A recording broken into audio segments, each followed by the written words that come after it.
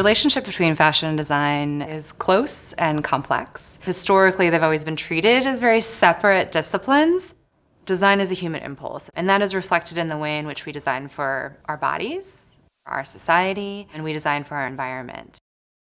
In particular, PEM's collection lends itself beautifully to this discussion because it is a vast global collection that really touches upon the way in which people made beautiful, well thought out objects that they used in their own lives.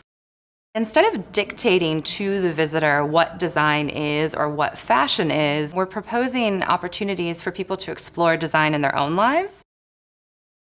So one example would be a section that's geared towards body modification. How does fashion and all of the ways in which we modify our bodies either act to define us or in some cases confine us?